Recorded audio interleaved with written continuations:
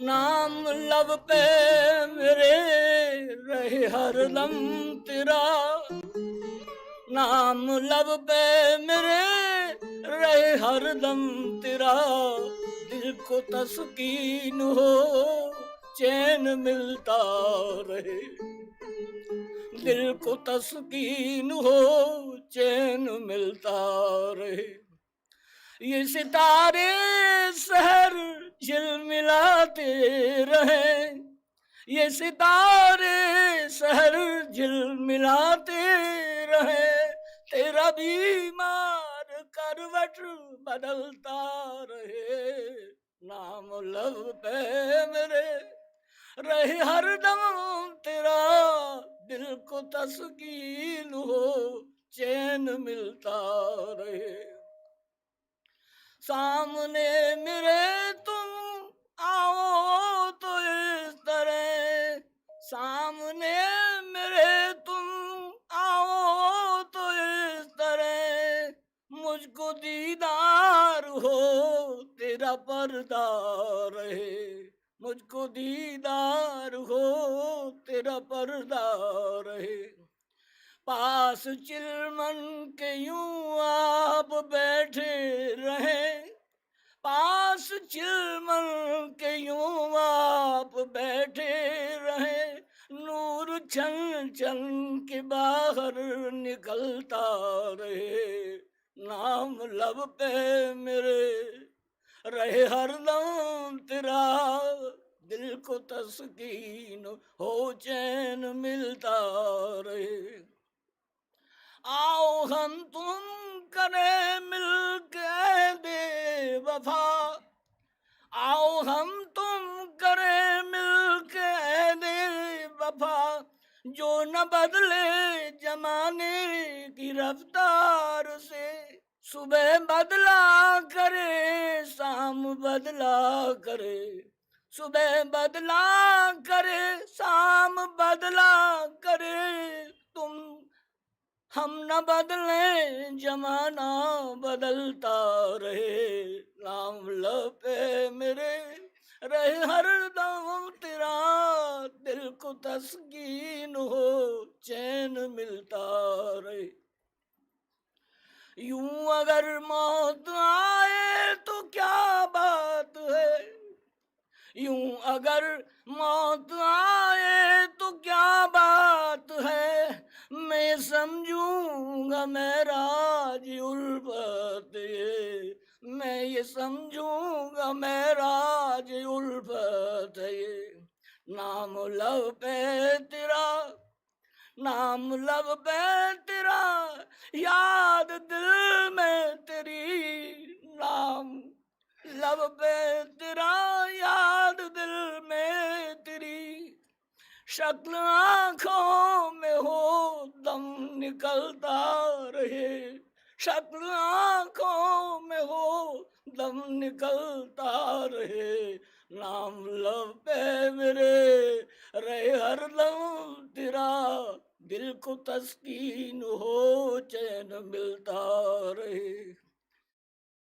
जान जाए तो जाहिद कुछ गम नहीं, जान जाए तो जाहिद कुछ गम नहीं, आरजू है यही तुम हमारे रहो, आरजू है यही तुम हमारे रहो, है तुम ही से मेरी रौनके जिंदगी, है तुम ही से मेरी रौनके जिंदगी, मत बदलना जमाना बदलता रहे, नाम लब पे मेरे रहे हरदम तेरा, दिल को तस्कीन हो चैन मिलता रहे, दिल को तस्कीन हो चैन मिलता।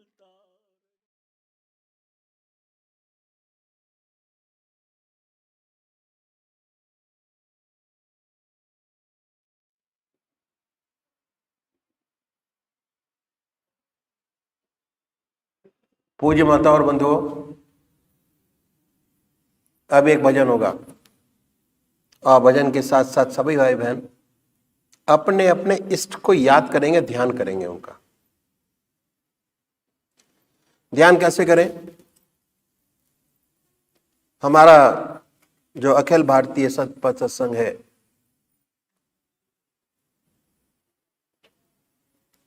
उसके अनुसार सबसे पहले निश्चित कीजिए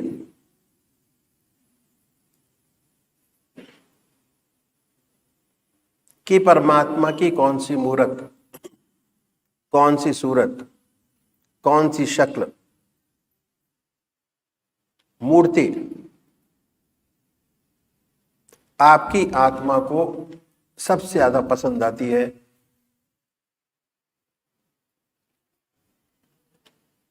उसको चुने बड़े प्यार से, चुन लीजिए। यह डिसाइड करना आपका काम है। आप अपने आप डिसाइड कीजिए, किसी से पूछने और जानने की जरूरत नहीं है कि मैं शिव को मानूं या कृष्ण को मानूं या देवी को मानूं, शेरावाली को मानूं।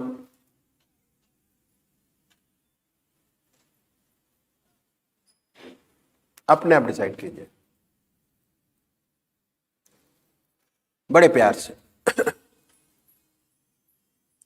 वो मूर्त, वो नाम जो रह रह के आपके जहन में, आपके ख्याल में आता है, उसको चुने। देखिए, हम सब लोग ग्रस्ती हैं, ग्रस्त में हैं, और हमारे पास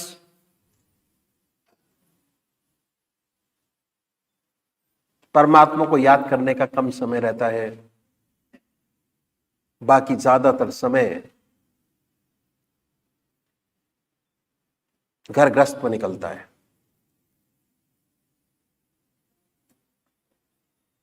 तो और घर के अंदर भी जिसको हम सबसे ज्यादा मानते हैं, जिस बच्चे को हम ज्यादा मानते हैं, वो रह रह के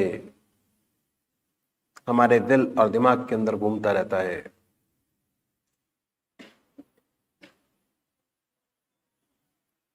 मानिए, चुनिए। उसके बाद बड़े प्यार से बैठिए पूजा के स्थान पर जाकर, अगर कोई आपका है तो। वैसे मैंने अक्सर ये देखा है कि हर घर के अंदर एक पूजा का स्थान लोगों ने बनाया होता है, जिसमें जाकर थोड़ा बहुत समय व्यतीत करते हैं।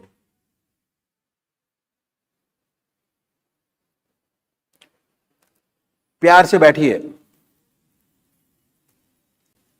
जो आसन सब आपको सबसे ज्यादा कंफर्टेबल लगता है, आसान लगता है। आसन भी बहुत सारे हैं। सुखासन, जिस पर हम लोग बैठे हुए हैं। उसके बाद बहुत से भाई लोग सिद्ध आसन सिद्ध करते हैं। बहुत से भाई दो जानू होकर बैठते हैं। जिस आसन पर आपके शरीर पर प्रेशर ना पड़े, आराम से बैठा जाए, बड़े प्यार से बैठिए। उसके बाद धूप दीप जलाइए। धूप दीप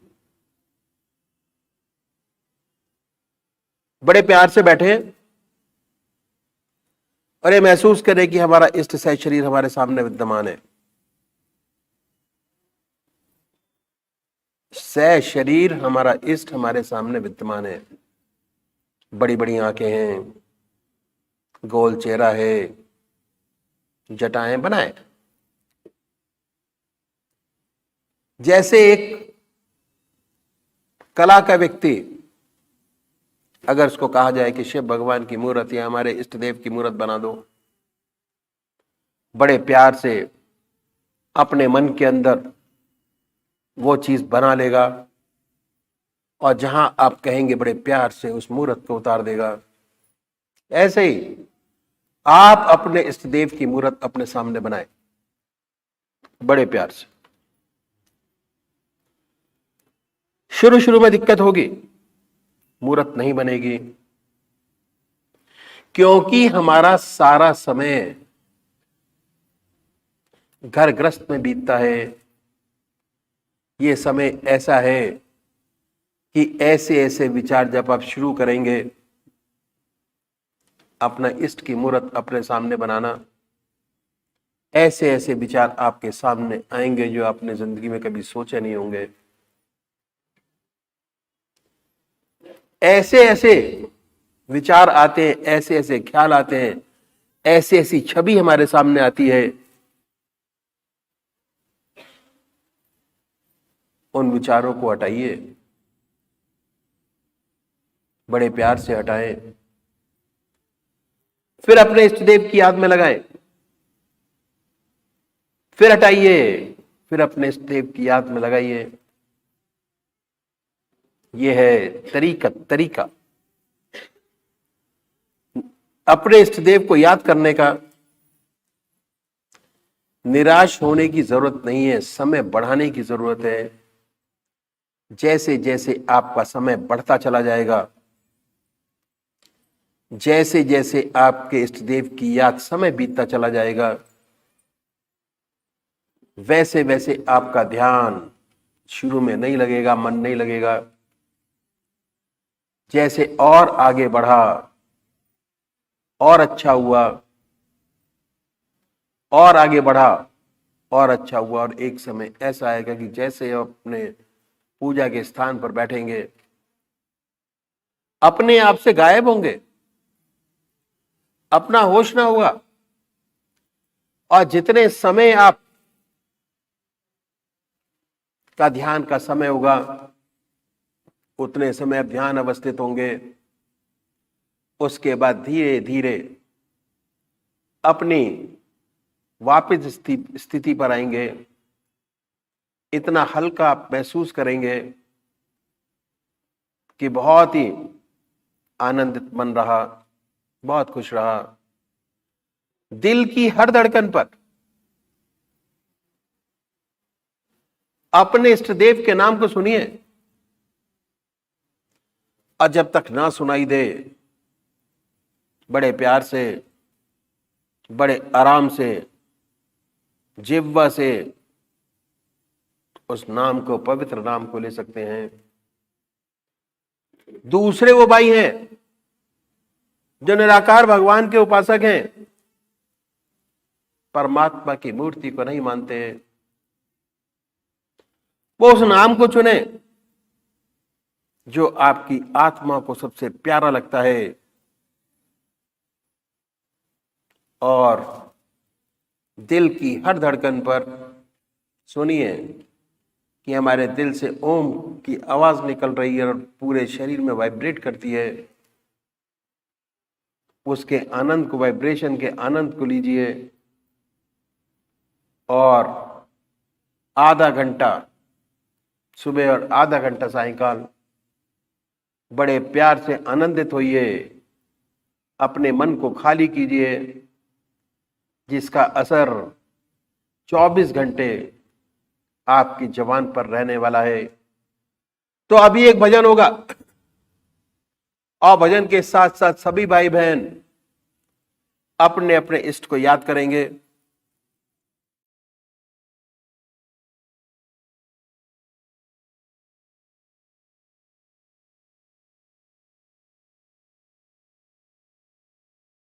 इलाही तेरी रहमत का भला इजहार क्या करना।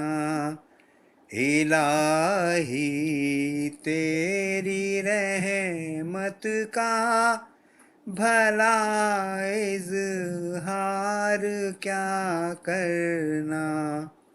ऐसे भोले दीवानों को तेरा इकरार क्या करना।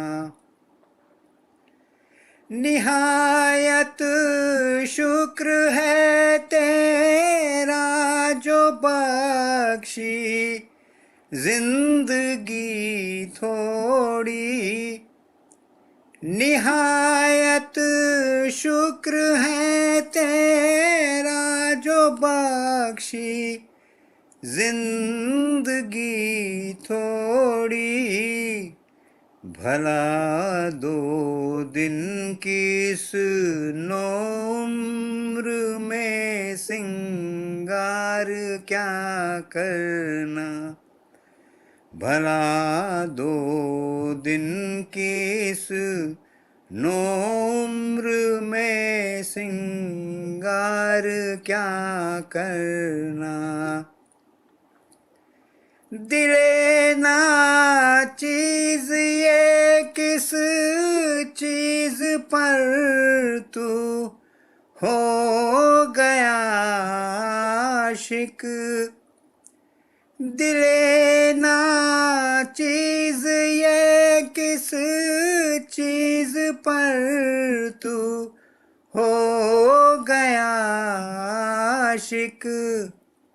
निहायत सीधी साधी राह को पुर ख्वार क्या करना। निहायत सीधी साधी राह को पुर ख्वार क्या करना। मैं वीराने का मुसाफिर हूँ मुझे दुनिया से क्या मतलब। मैं वीराने का मुसाफिर हूँ मुझे दुनिया से क्या मतलब। मुझे तस्बीह क्या करनी मुझे जन्नार क्या करना। मुझे तस्बीह क्या करनी मुझे जन्नार क्या करना। कहाँ दुनिया कहाँ उक़बा कहाँ जन्नत कहाँ दोज़ख। कहाँ दुनिया कहाँ उक़बा कहाँ जन्नत कहाँ दोज़ख। जो कुछ है सब करम उसका गरीब इसरार क्या करना।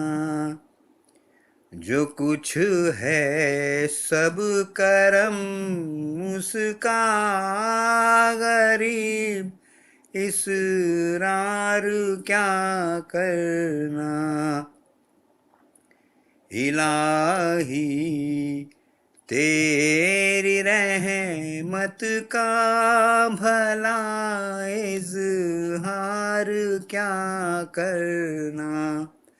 ऐसे भोले दीवानों को तेरा इकरार क्या करना।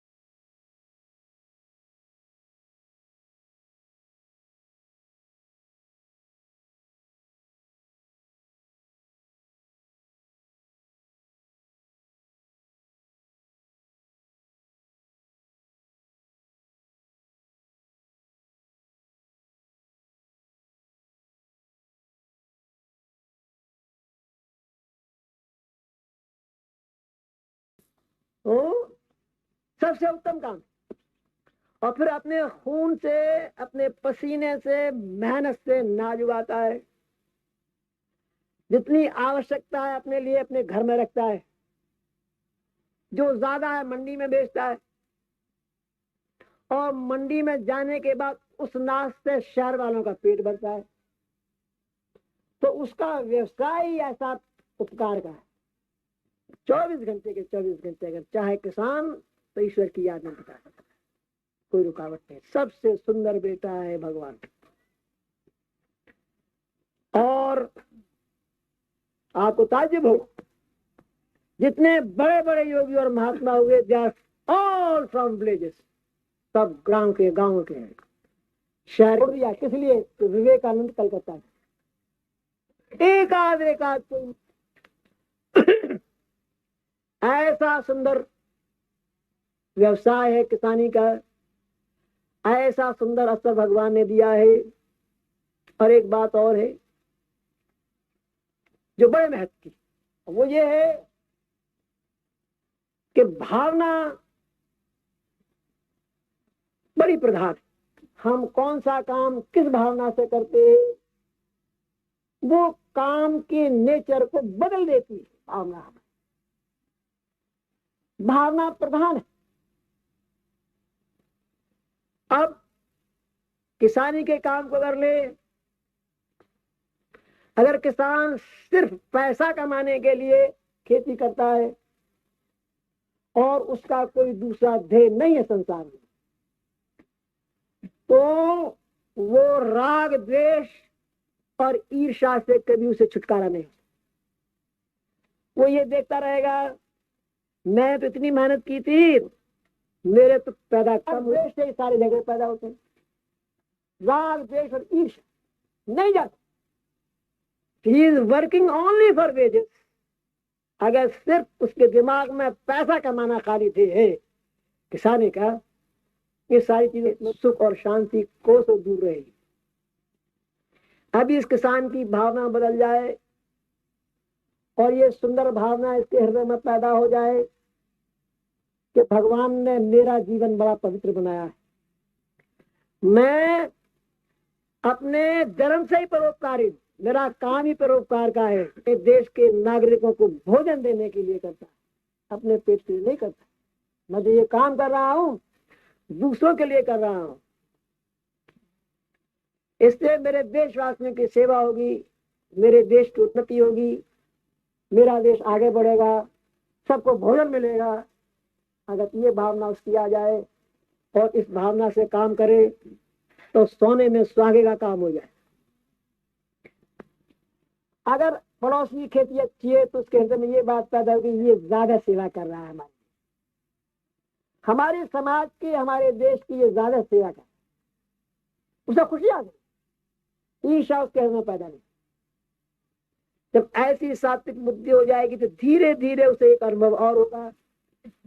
और जब तक ईश्वर की कृपा नहीं होती घर में अनाज नहीं आता। बहुत अच्छी खेती लहलहा रही है, बड़ी सुंदर फसल खड़ी है, किसान बड़ा खुश है कि टनों अनाज पैदा होगा। और बादल घिरे, गरजे, ओले पड़ गए, खेती साफ की साफ, ढूंढ के ढूंढ रहे। तब वो सोचता है नहीं, अपने करने से कुछ नहीं होता, किसी और की कृपा की भी आवश्यकता है। अगर भगवान की कृपा होती है तब नाच घर में आता है, अन्यथा नहीं आता।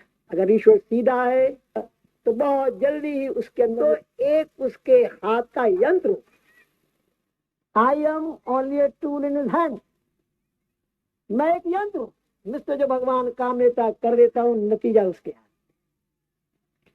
जहां उसके दिल में ये भावना पैदा हो गई, यही काम अब उसको जीवन मुक्त अवस्था तक ले जाएगा। सच्ची निष्काम का कर्मता उसमें पैदा हो। अब वो नहीं करता, ईश्वर करता है। वो तो एक यंत्र है उस प्रभु के हाथ का, जो वो कराता है वो कर देता है अपने आप, अलग, नॉन अटैच्ड। तो यही कर्म अब वर्शिप बन गया। That work is change into worship. अब फैक्ट्री में लिखा रहता है work is worship, work is worship, but every work is not worship. Every work is not, हम उसका काम समझ के किया जाता है वो वर्शिप। ये हमने देखा कि अगर हमारे किसान भाई चाहे और अभ्यास करें, जैसा भगवान कृष्ण ने गीता में कहा, अभ्यास। अगली बात है वैराग। वैराग पर उन्होंने बड़ा जोर दिया है, और वैराग का मतलब हम बड़ा गलत समझते हैं। हम वैरागी किन्हें कहते हैं? कि जिन्होंने कपड़े पहनने छोड़ दिए, घर बार छोड़ दिया, संसार छोड़ दिया, जंगलों में गुफाओं में।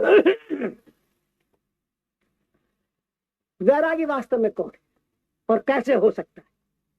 चाहे सारे वस्त्र उतार के जंगल में रहे, चाहे सारे वस्त्र पहन के दुनिया में रहे, कोई फर्क नहीं। वैराग के माने क्या है? जब आपका हृदय परमात्मा की याद में गहरा डूबा, ना घर का असर होगा। आपका हृदय तो परमात्मा में गहरा डूबा है। जब ऐसी अवस्था आ जाती है, इस व्यक्ति को हम वैरागी कहते हैं। जंगल में अगर ऐसी अवस्था है तो वो भी वैरागी है, और संसार में है और उसके मन की यही दशा, लेकिन मन विचारों से खाली नहीं है तो वैरागी। वैरागी तो वो है जिसके मन में कोई विचार नहीं है, नो मॉडिफिकेशंस ऑफ माइंड। हाँ, आत्मा में ही निरंतर निवास करता है, वो है वैरागी।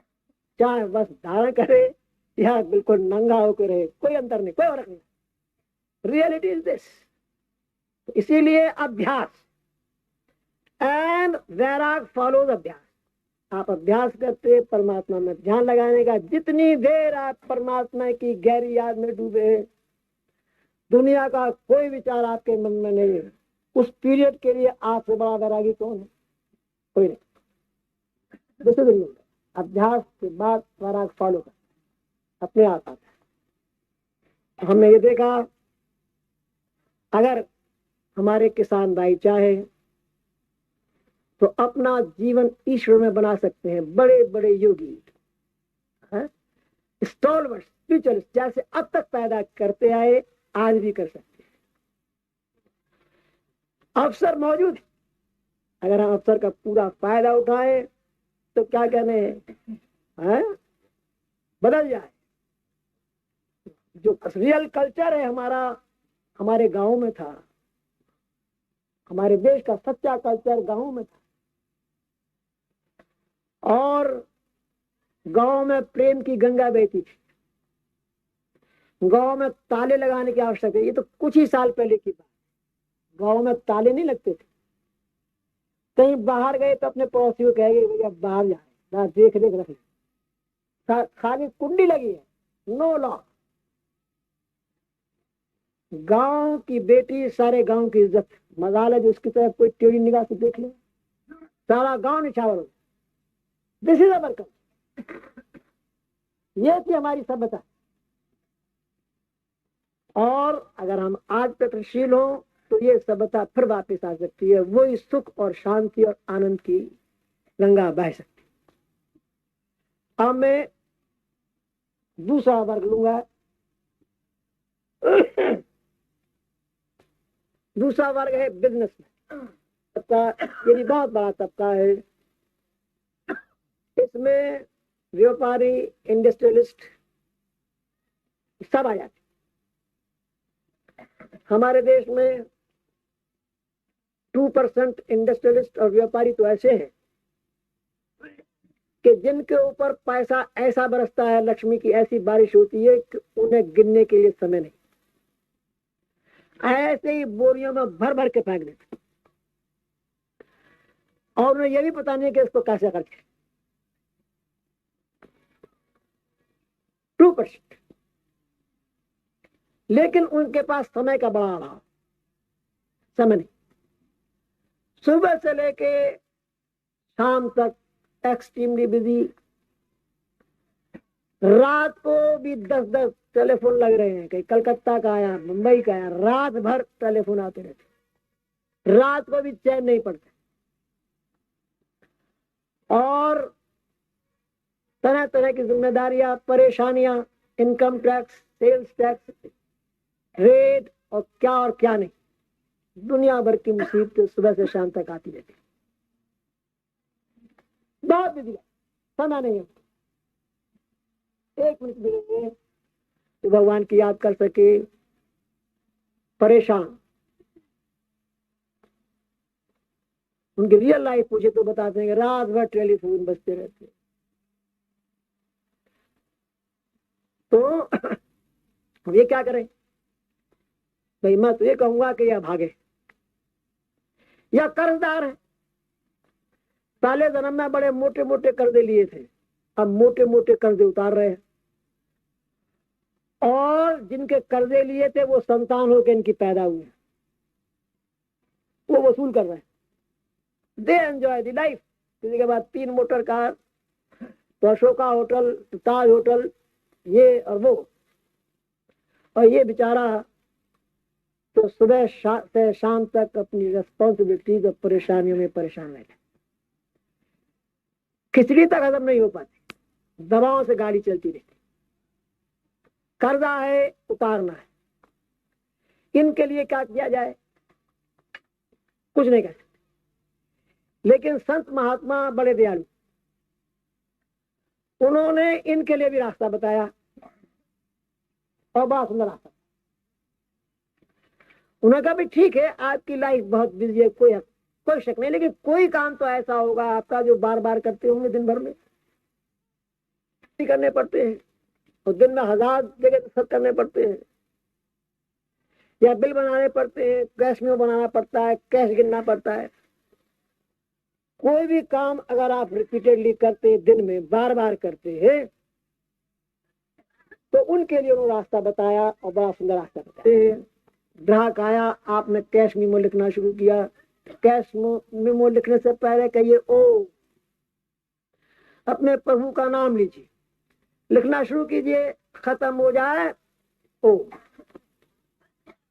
एक कैश मेमो पे आपने 2 बार प्रभु को याद किया, अगर 500 दिन में बनाए तो 1000 बार बात किया, अगर 1000 बनाए तो 2000 बार याद किया। अभ्यास, अगर ये अभ्यास भी कर लिया जाए तो जिसे 2000 बार परमात्मा की दिन भर में याद है तो उसे याद बनी रहे। इसका एक प्रैक्टिकल सुंदर अनुभव इस सेवक को हुआ। मैं जबलपुर में था, मेरे बॉस थे मिस्टर एस कृष्ण, बड़े ऑर्थोडॉक्स और बहुत ही धार्मिक व्यक्ति थे, बहुत सुंदर। मेरे गुरु महाराज जबलपुर में पधारे मेरे यहाँ। मैंने ये जानता था कि ये ईश्वर प्रेमी है, भक्त है, उन्हें भी निमंत्रण दिया कि आप पधारें, और वो मैं फैमिली के पधारे। महाराज से बातचीत करते रहे, आधा घंटा 1 घंटा लगाया, और जब चलने के हुए तो कहने लगे कि महाराज आपकी बातें तो बड़ी प्यारी, लेकिन हमारे पास समय का अभाव है, समय नहीं। कहते मैं समय का अभाव?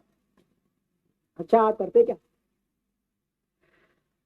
उन्होंने बताया कि मैं एडिटर्स ऑफिस में एडमिनिस्ट्रेशन का सारा काम मेरे हाथ में है। अच्छा एडमिनिस्ट्रेशन का काम, ठीक है, क्या करना पड़ता है? फाइलों के गट्ठर लगे रहते, सुबह 8 बजे आता हूँ, रात के 8 बजे आता हूँ, तब भी काम समाप्त नहीं होता। दूसरा प्रश्न उन्होंने ये किया, क्या सारी फाइल आप खुद देखते हैं अपने आप, हर एक केस को? होगा इम्पॉसिबल, नहीं देखते। फिर क्या करते हैं कि मैं 10% निकाल लेता हूँ एट रैंडम, उन्हें देखता हूँ कि कैसे डील हुई। अगर देखता हूँ कि वो ठीक है तो मैं अंदाजा लगा लेता हूँ कि मेरा दफ्तर ठीक काम कर, और फिर मैं 8 मीट के दस्तक लगा। फिर ये देखता हूँ अकाउंट्स ऑफिसर के तो खुद मौजूद है, एडिटर के तो खुद मौजूद है, मैं भी साइन करता हूँ। उसके बाद पहले फाइल्स पर ऑर्डर्स होते हैं, उसके बाद उसकी 10-10, 12-12, 15-15 कॉपियां बनती हैं, हर एक में दस्तखत करने पड़ते हैं। तो आपको तो बड़े दस्तखत करने पड़ते, जी हाँ साहब, हजारों दस्तखत करने पड़ते। आपके तो बड़ा आसान है, आपके तो बहुत इजी है, आगे बाद समय है। तो ये चौके कि मैं तो ये कह रहा हूँ सुबह 8 बजे से लेकर और रात के 8 बजे तक चैन नहीं मिलता, और ये करे आखिर तो बड़ा इजी है, बड़ा आसान। बड़े अमेजमेंट में उनकी तरफ देखने में क्या सोच क्या रहे हैं। अरे भाई, जब आप एस कृष्णन लिखते हैं फाइल पे दस्तखत मत एस कृष्णन, तो ये ओम एस कृष्णन, ओम एस कृष्णन, ओम एस कृष्णन धागल मारा जाइए, देखो ओम कहते जाइए तो सत्य मारे चले जाइए। कहा ये तो हो सकता है, यही करिए। और वो इतने सिंसियर थे, उन्होंने ये काम करना शुरू कर दिया, बराबर करते और अभ्यास हो। 7-8 मेरा ट्रांसफर दिल्ली हो गया, मैं दिल्ली आ गया बहुत पहले, 7-8 साल के बाद उनका ट्रांसफर दिल्ली हुआ, वो भी दिल्ली आए।